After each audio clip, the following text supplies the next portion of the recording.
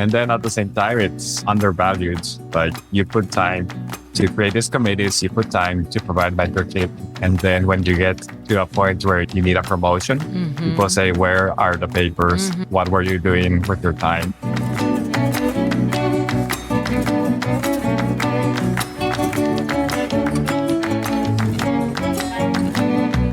Welcome to LatinX Can, a podcast showcasing Latinx professionals who turn their dreams into realities.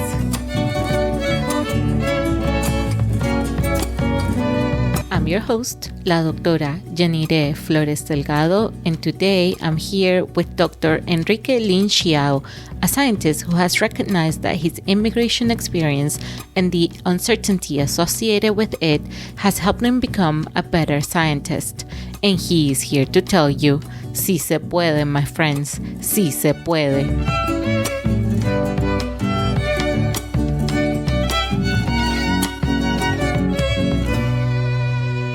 Dr. Enrique Lin Shiao, welcome to LatinX Can. Thanks for having me. Very excited to be here. Yeah, me too. You are the first Costa Rican that we interviewed, so I'm super, super excited about this interview. Let's talk a little bit about your story and where your story begins. Sounds good. So I was born and raised in Costa Rica. My parents are originally from Taiwan, but they moved to Costa Rica in the early 80s. They were looking for new opportunities. They were a little bit worried about the political situation in Taiwan. So they wanted to kind of find better opportunities for themselves, but also for their children. My older brother was already born at that time. So they moved to Costa Rica. I think originally they wanted to come to the US, but they didn't have the resources to come here. And then they found a very distant relative who had come to Costa Rica and decided to go there and check it out. My dad went first and he fell in love. And then my mom and my older brother moved to Costa Rica. But I'd say it was a very hard experience for them as immigrants going there. They didn't speak Spanish. My dad was a chemical engineer. My mom was a economics professor, and they weren't able to do those jobs when they moved to Costa Rica. Costa Rica in the 80s was still very developing. There weren't the same jobs that they had in Taiwan that had become very industrialized. So they had to kind of start from zero. And my parents started selling clothes out of their car. Then they had a restaurant, then a bar, and that's how they got by. And that's, I guess, the context of where and how I was born. Yeah, wow. I mean, it's so similar, right? I think the immigrant story is always the story of just trying to find new opportunities, better opportunities for one's family. And in many occasions, it happens like, your parents were maybe what we could say white collar professionals in Taiwan. And then they had to make this hard decision of leaving and then starting from zero. It always brings me back to the people that just talk about immigration and they don't really understand what's behind the decision to make that huge leap, start from zero without a support system, right? Because there was nobody there for them to catch them. And they just took that leap. That's absolutely true. Yeah, I think about that a lot, how scary they must have been. They were already 30. They had kind of an established life, but they were worried about the future. And I feel like no one chooses to leave everything behind. People do it by necessity. And then I think we tend to forget that. And no one wants to leave all their family and friends and their profession. Like there's no reason to do it. So for me, they're my biggest role models. I'm very proud of what they've been able to achieve and the opportunities that they were able to give to me and my brothers. And for that, I'll always be grateful. Yeah, absolutely. It's such a great example of resilience and then just being there and moving forward. And I wonder, because I have very little knowledge of the Asian culture, and I think because I see them so distant in distance rather than commonalities. And because you have experienced both in your upbringing and then living in Costa Rica as you grew up, I wonder if you can maybe just talk about the similarities or differences between the cultures and Just get your perspective on that.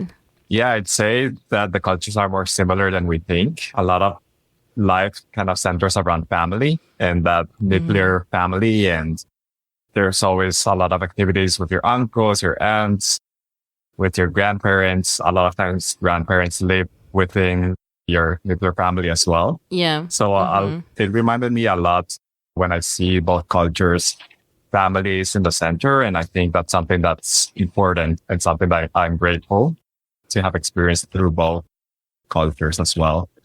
And then I think something else that unites the cultures is the importance of food and making, I don't know, I remember a lot of the ways that my parents kind of passed culture to me was through food. And I see it in Latin America as well, where a lot of that is connected in a way where food is very important to the day-to-day life. Do you have one of those experiences where I hear some kids from Latin families that, they, like, for example, if they're Venezuelan, their parents send an arepa to school and they go to school in the US and they're like, what are you eating? And the people don't know what they're eating. Do you recall any of those experiences growing up? Yeah, I definitely remember I would be the kid who would bring like dumplings for lunch, or actually my mom was very creative. So she would make these fusions of empanadas that had Chinese filling and very interesting things. So I think I experienced a lot of times people being like, oh, what are you eating? That's so weird. Yeah. But often people were also really interested in my mom's cooking is really tasty. So people are always like, oh, can I try that? I think maybe a year ago or something, we were watching this video about Latin people who also have Asian roots. And one of them said, being Latin Asian is super good because you get to eat double the rice. That's true. Yeah. I hadn't thought about it. In Costa Rica, rice is such a big staple of every meal. Breakfast, lunch, dinner, you have rice, and usually rice and beans. And then that's so similar to Taiwanese food where you're eating rice like most of the time. Yeah. And it seems like, you mentioned you think their original goal was to go to the US, but they didn't quite have those resources. And so they went to Costa Rica. But it also seems like they gave you and your brothers the tools to sort of like complete that last step on your own. What was the narrative that you heard from your parents growing up, and how did they help you prepare for your own immigration journey to Germany and then years later to the US? Multiple things there to unpack, I think. Well, some of them are, they always viewed Costa Rica as more of a transition state. I remember always growing up and they would always say, okay, no, you have to go to somewhere else. We came to Costa Rica, so you can go to a place with even more opportunities. So their goal was never for us to stay there. And they kind of drilled that into our head every day. They were like, no, you have to go somewhere else. We are going to use all our savings to provide you with the best education that will allow you to go to a different country to pursue a degree somewhere else. So with that in mind, they put us in the German high school in Costa Rica, which was a German school that was subsidized by the German government. So it wasn't as expensive as other private schools, but it still required a lot of sacrifice for my parents to be able to put us there. But it opened the opportunity at the end of high school for us to, for example, in my case, I was able to get a full scholarship to go to Germany and pursue my undergrad there. And I think my parents, even if I had wanted to stay in Costa Rica, they probably would have pushed me to not do it. Yeah. But I'd also say there's so much uncertainty when you're an immigrant. And I'm sure a lot of listeners can identify themselves with this and connect with it. That I remember so many times when my parents were struggling, where their business wasn't working, where they were so stressed. And then they kind of provided me with a sense of being okay with uncertainty in ways where, things will not always be perfect. There'll be a lot of times where you'll be struggling and you might not be 100% sure how you're going to move forward. But if you keep going, things will kind of solve themselves in a way or the other. And I think they provided me with that certainty to feel comfortable in the uncertainty, to feel comfortable going out and doing the same immigration process as them myself. And it's also something that I feel helped me when I was doing science, because there's so much uncertainty as well in that process. But okay, I have to keep going and better things will come. Wow, that's a parallel that I hadn't drawn before, but that is so true. When you do your experiments, 99% of the things that we do don't work. And so you're just like, keep at it. All you have to do is be resilient and look for the other opportunities or the other pathways to get there. And that's so true now that I think about it from my own immigration journey, right? Like, you never know really how it's going to end up or if things that you plan are going to work out, but you sort of just trace the goal and you're like, okay, let's figure out how to get there. Yeah, no, exactly. I think there's a hope and optimism that you have to have as an immigrant. Otherwise, it would be really hard to leave things behind and to go searching for new opportunities. And I think that translates well to being a scientist in some ways. Yeah. So, yeah. Yeah, that's amazing. And your immigration journey has also been, aligned with your educational journey. So you mentioned you first left Costa Rica and then you went to Germany to get your bachelor's of science in engineering physics at the Technical University of Munich. Then you got a master's degree in biophysics at the same university.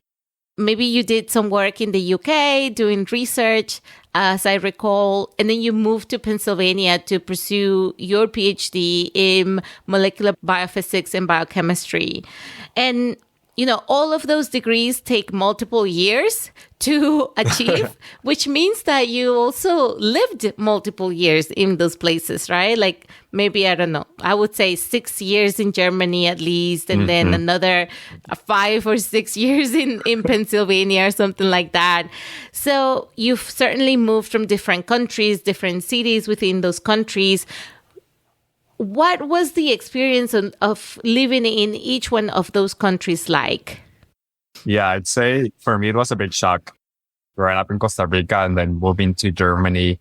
The university started in October and it got cold really fast. And then we have no snow in Costa Rica. So living through that first winter, it was pretty shocking. I think there was another friend of mine who was also from Costa Rica who went and studied the same thing as me. And I remember we were the only two people that every time we got in the train, we had to take our jacket off because we were already sweating. But then everyone else would keep their jackets on and stay in there and then go in and out. And we'd be so confused about how they regulate their temperature.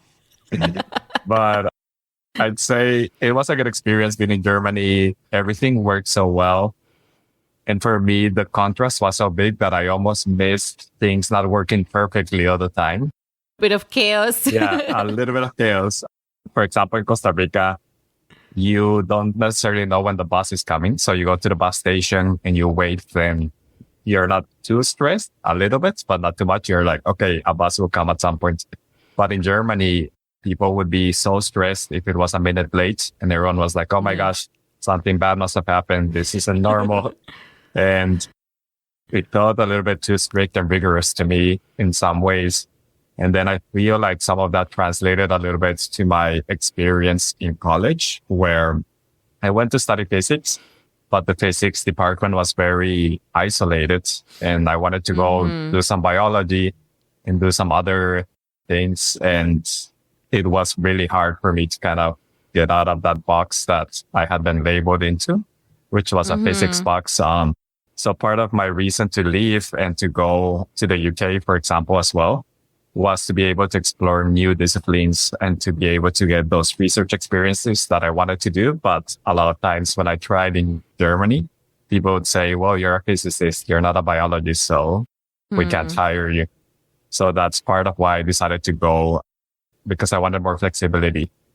Yeah, I could relate with the bus schedule and things like that, and like how stressed people would get when when the trolley didn't show up on time, and it's like it's only 2 minutes late. What are you talking about? I'm always 2 minutes late. But I think the other thing that I found that I could relate to in Vienna when I was there, for example, is that there are things that are so unexpected, and I still felt like I was at home. One time, for example, we went to this club to go dance salsa and reggaeton because we were like, okay, I want to go out, right?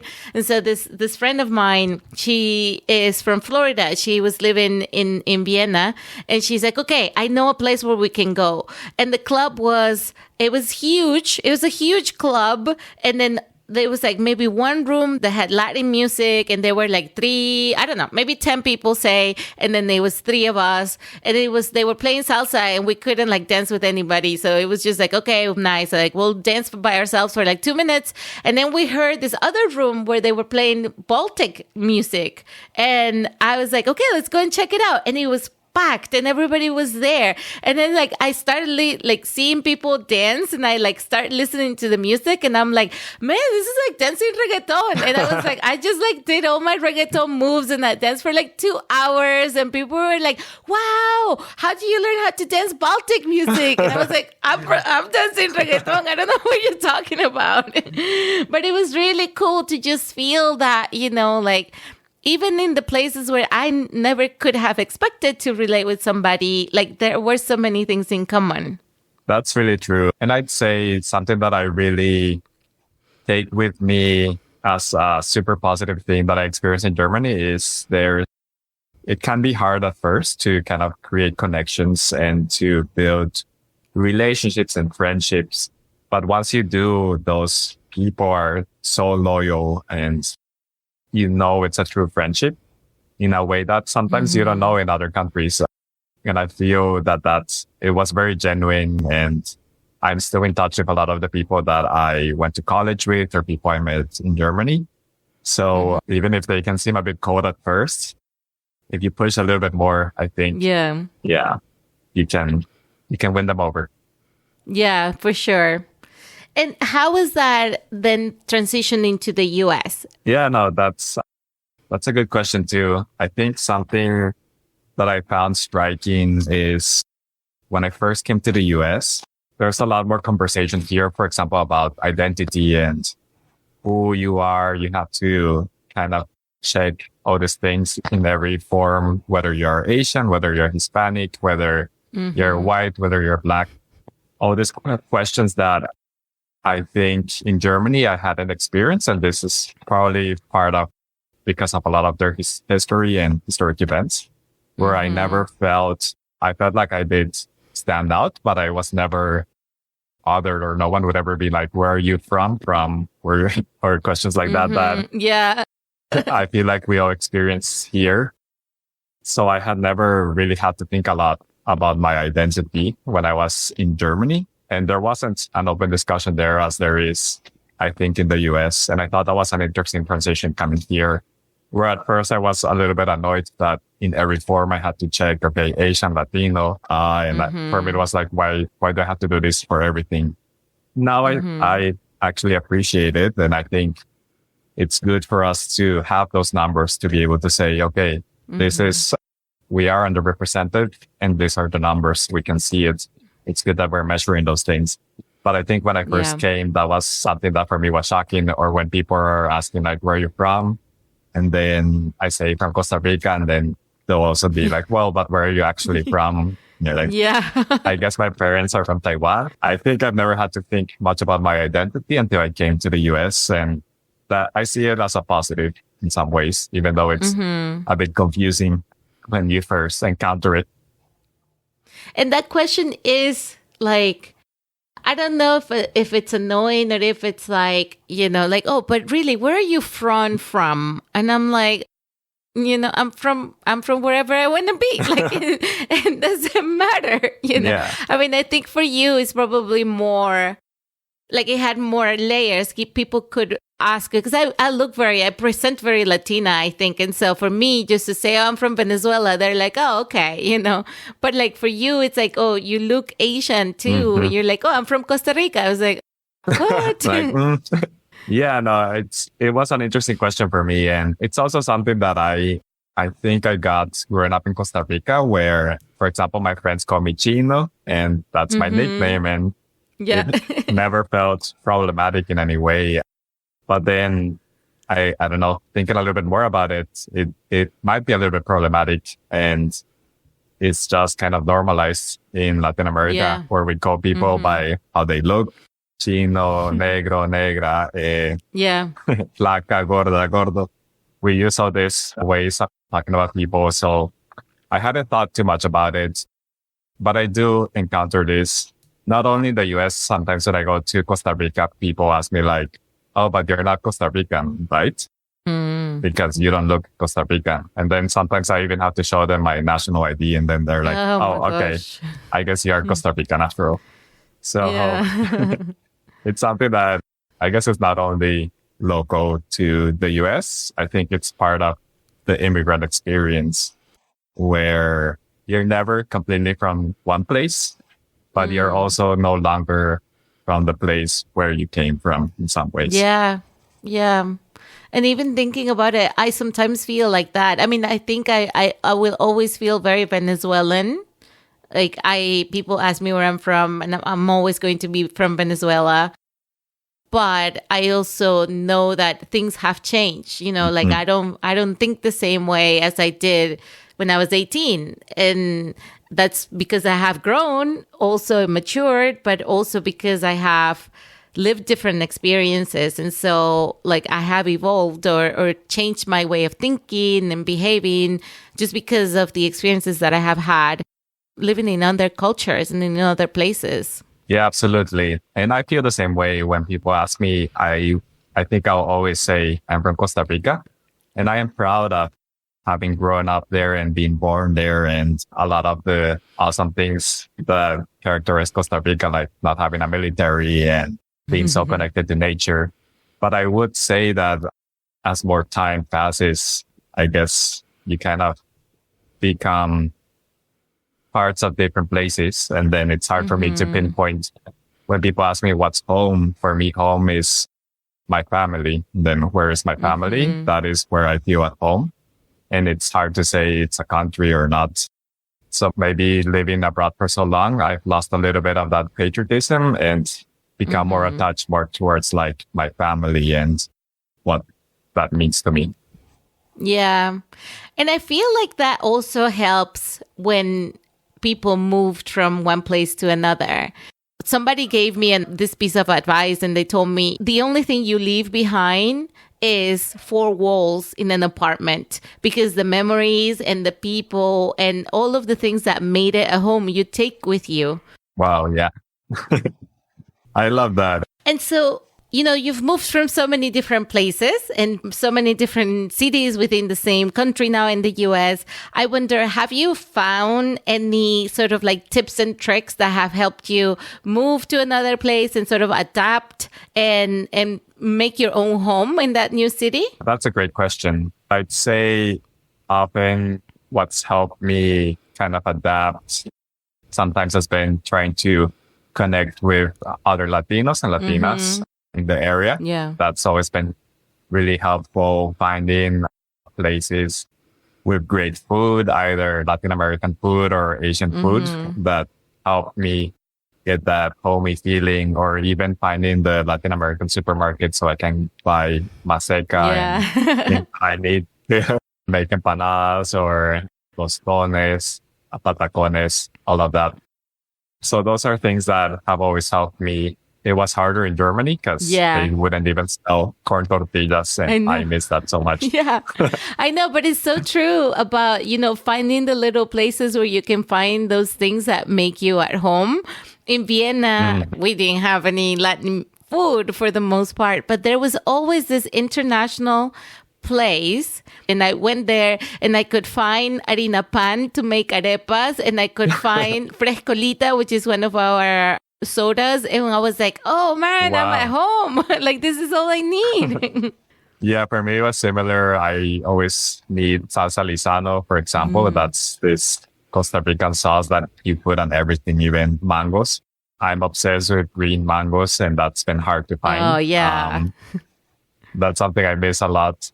But yeah, so that's a big part for me, finding those small things that make me happy. Or when I'm sick, I crave very simple Asian food, like a congee with specific cans. So for me, it's important to be able to find those things, because when I'm sick, I want that homey feeling that I got when my mom would kind of Oh, make that's those so things for me. nice. That's great. And I wonder, do you guys also add salt and adobo to your green mango? We do salt and lemon juice And as lemon well. juice, yeah. Or lime. Oh Yeah. my gosh, I love it. Oh. it's so good. We would find those at school. Like every time we got let out at school, we had to walk maybe, I don't know, 100 feet and wait for our parents to pull over. And they would always sell donuts and green mangoes. And it was so good. Mhm. And then one time we were in the subway in New York City, and I got out of the wagon, and then I like stepped onto the platform, and there was this lady selling mangoes. And I was like, What? oh, I absolutely need to have it. I bought them. And then I was like, well, I hope I don't get sick. You know, I didn't. It was I so know. good. Yeah. My wife always makes fun of me because every time I see green mangoes anywhere, I have to buy like a kilo or some crazy amount, and then I just eat it all, and I always get sick because it's too much green mango. She's always like, "No, you should stop," and I can't. They're gonna go ripe. They won't be green anymore. You have to do it quickly. Yeah. So I think that's been always a good way for me to kind of connect to the city where I'm at. I look for volunteer opportunities as well. And that's something that I enjoy. When I was in Chile, I was working at Puente de Salud, which is providing healthcare for undocumented Latinos and Latinas. And then when I moved to California, I was working on COVID diagnostics. So I think that's a way for me to connect to the community, and it's important to me to feel like I'm contributing to it as well. Yeah. Tell me more about the work that you did with, developing diagnostics for COVID-19 during the pandemic and at the very beginning of the pandemic, right? And how you got involved with that. So I moved to Berkeley around the middle of 2019. I finished my PhD at Penn and then applied to a postdoc. I got accepted for a postdoc in the lab of Jennifer Doudna. So I was super excited to go work on gene editing. And then the pandemic hit about 6 months after I started. So that was pretty shocking. California was extremely strict. So we knew that the university was going to close. People were calling their mouse colonies. Everyone was throwing all their cell lines away. They said it was going to be closed for a few months. I was imagining that I was going to be at home just waiting for months and months. But the day right after they had closed, I got an email from my boss, from Jennifer, asking if I would be interested in kind of setting up diagnostics in Berkeley.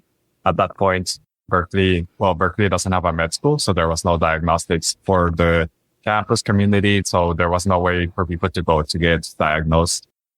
So of course I was like, yes. Yeah.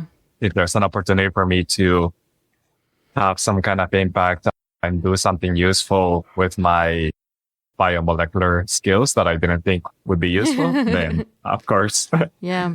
So it was a lot of RNA extraction and a lot of PCR. Yeah. But it felt amazing actually now looking back to have been able to help, for example, diagnose police force, diagnose homeless communities, diagnose nurses, healthcare workers, being able to help reopen the campus. It was a great experience, and it's also part of why I decided to kind of leave academia and move towards industry, looking for opportunities to have more direct impact. I love research and science, but I also want to be able to translate what I'm doing to the community in a faster way. Yeah. Yeah, that's amazing. And I asked this question because you are a Latino with Asian roots who had tremendous contributions to the development of diagnostics during the pandemic and to help the community not only get diagnosed, but just come back to some source or some resemblance of normalcy within the whole chaotic experience that we were living, right? And then at the same time, there was so much hate for the Asian community developing because of the rhetoric and the narrative that was being used by the president and many multiple media channels that were just using harmful language, and that descended into very dangerous experiences for people of Asian descent in the US and I think in other areas of the world as well. And so, I mean, I found it ironic, right, that we could see people being hurt just for being Asian in the streets, while at the same time, so many people of Asian descent were really helping us trying to get through it. Yeah, no, absolutely. I think it makes me remember around March of 2020, I was traveling because my wife was living in a different city. So I went to visit her and I was wearing a mask, and no one was wearing a mask yet. But so many people would like stare at me, an Asian with a mask, and this global pandemic that people thought was only happening in China at that moment. And it felt scary in some ways. And then there were all these reports of people around the Bay Area were getting a lot of older Asian men and women were getting hate crimes and hits. And it was really scary. I'd say I was fortunate to not experience too much of it. I was scared to think about my parents, for example, and how fragile life can be, seeing the things that were happening. And I'd say it's pretty sad, but it also happens with the Latino and Latina community where a lot of the people who were healthcare workers, for example, are Latinos and Latinas who are in the line of work or restaurants, different places. Some of the most affected people are Latinos and Latinas, and especially during the beginning of the pandemic.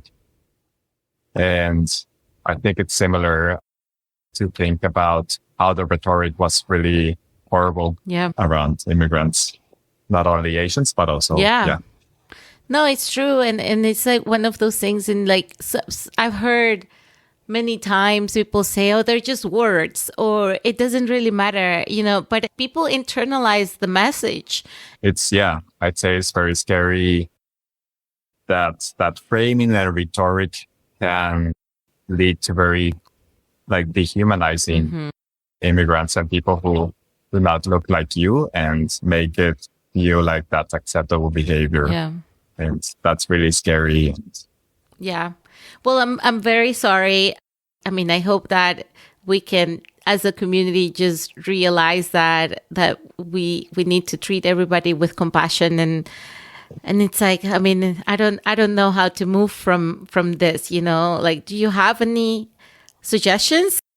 Yeah, I think there were a lot of movements that happened, and I think kind of brought light to not only issues against the Asian community in 2020, 2021, so much around Black Lives Matter, so much also for Latinos and Latinas. And I'm hoping that a lot of those movements will translate to improvements for action, all the communities and action. And not that it's just words. Yeah, policy change, because we really need policy change. Yeah, absolutely.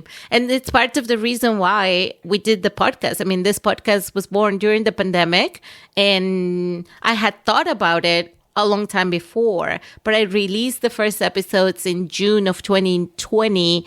And the reason why I got convinced of doing this project and just actually releasing episodes was because of the disproportionate negative impact that Latinos and Latinas and Latinx people suffered during the first months of the pandemic, because most of us were, first responders or what they determined to be non-essential workers or essential workers rather, but they're low paying jobs that had people exposed very few people had the opportunity to sit at home and just work from their computers like I did, right? Like I was sitting on my couch and I was safe. And then all these other Latinx people were exposed doing the jobs that were very essential, that were indispensable. And we just treat people like they are dispensable. Yeah, no, absolutely. And I also have a podcast together with a friend, Kevin Alicia Torres. And our podcast is called Pathways in Science, Caminos en Ciencia. And we also started that around 2016 when the rhetoric around Hispanics and Latinos and Latinas in this country was really, really negative as we were getting around the election time and after the election. And we really wanted to kind of take charge of the narrative and the framing and be able to tell positive stories of how Latinos and Latinas are contributing to society here in so many ways and take some power away from those negative depictions that were happening. And I think there is so much power in storytelling and sharing our stories. We often underestimate how powerful it is. Yeah. And I think that's so on point, right? It is the power of telling stories. It is the power of creating a space where we are centered, where we are highlighted, and where we are presented in the light that we deserve, right? Like everybody, I mean, all the media that we consume about Latinos and Latinx people, it's like, if you go to Netflix, it's like drug dealers, murderers, I don't know, cleaning people, which there's nothing wrong with being a cleaning person, but that's not all we are. And we do contribute in very significant ways. I think from my perspective, for example, all of my friends from grad school, 90% of my friends from grad school are Latinos. And when I started working, I didn't see one Latin person at the same level that I was working. And I was like, well, but we're there. I mean, I know that there are PhD Latinos out there. So where are they? I don't know how you felt. Have you felt since joining since leaving academia? No, I'd say I felt very similar where I could see the Latinos and Latinas in the programs, or there were some students, but then you don't see them reflected in the professors. You don't see them reflected in higher positions. So for me, part of wanting to stay in academia was precisely that, being able to kind of be a voice, represent, and be able to bring other people from Latin America into science and have the opportunities that I had. So that was one of the things that made it hard for me to decide to leave. But at the same time, it felt like, and some people, like my OTI during my PhD, said that it was particularly sad I was leaving because of the doors that I could open. But at the same time, I felt like it's not our responsibility to make academia welcoming to Hispanics, to minorities, to Black people. It's academia itself that has to change. And why do I have to stay and make that whole change for myself instead of changing it to make it welcoming for us first? So it's complicated, I think, in many ways. And I'm very proud of the people who do stay and who work through all those challenges. It was something where I wasn't willing to. I feel like there's so many issues there that are hard to unpack and to deal with. And I don't feel like it has to be underrepresented minorities task to kind of increase diversity and to create committees around diversity and to do all the work around diversity. It should be two-way. Yeah. I think I totally understand where you're coming from, because it takes a toll, one, on us, that is unpaid work that you're asking people to do for free, one. And it's really, really hard because you're changing cultures in that system, which is so difficult to do.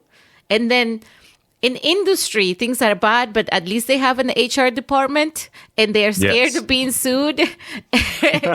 And that is not so the case in academia.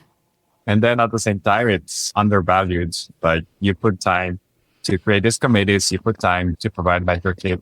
And then when you get to a point where you need a promotion, people say, where are the papers? What were you doing with your time? And they don't value those things that institutions claim are important. So there's so much we could talk for hours and hours about this. Yeah. But I'd say moving to industry, there's still underrepresentation of Latinos and Latinas. But as you say, there's a lot more structure there.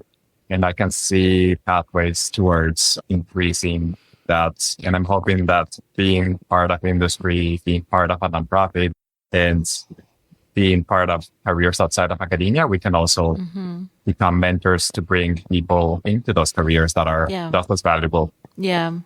No, I totally agree. And it is one of those things in which you become the representation, right, for those people. But I think that also comes with a weight associated with it, because I can tell you, I've been in almost in every brochure of the companies that I've worked on.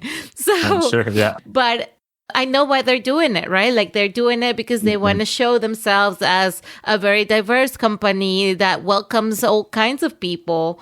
And I think from my side, though, I take that very seriously, because my face is going to tell somebody it's okay to come here, come work for this company, right? And I don't want to bring anybody to a company that is not actually doing the work that they need to do. There's a lot of performative allyship so far. I think we're at a very superficial level. I think it's a good thing that we're talking about it, but there is a lot more work that needs to be done. And I think me being the face of, the LatinX Heritage Month at a company or something like that comes with a lot of responsibility. Absolutely. Yeah. I agree with everything you said. There's so much work that still has to be done. And I'm encouraged and optimistic and hopeful that we'll get there. Perfect.